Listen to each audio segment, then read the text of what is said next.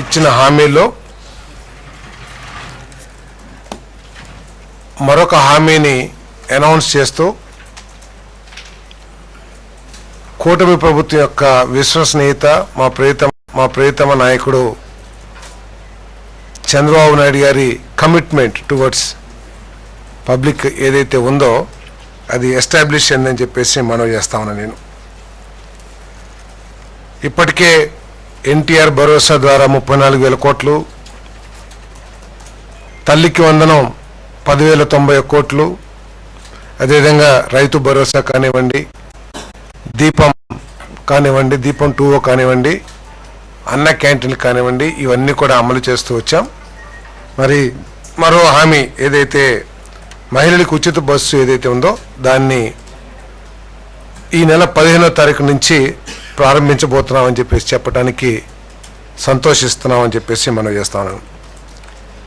ఎన్నికల్లో ఇచ్చిన హామీ మేరకు మహిళల సాధికారిత, మహిళల అభివృద్ధి, అన్ని రంగాల్లో కూడా మహిళల భాగస్వామ్యం ఉండాలనే లక్ష్యంతో వారికి మేలు చేకూరే విధంగా వారి ఉద్యోగ అవకాశాల కోసం కానివ్వండి, లేదు వారి విద్యా అవకాశాల కోసం కానివ్వండి, ఇంకా అనేక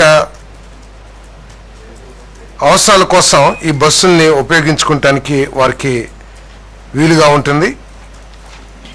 ప్రభుత్వం అనేక ఆర్థిక ఒడిదుడుకులు, ఆర్థిక సమస్యలు ఎదుర్కొంటున్నా కూడా చంద్రబాబు నాయుడు గారి నాయకత్వంలోని ఈ కూటమి ప్రభుత్వం హామీలన్నింటినీ కూడా అమలు చేస్తుందని చెప్పేసి నేను మనవి చేస్తున్నాను. మరి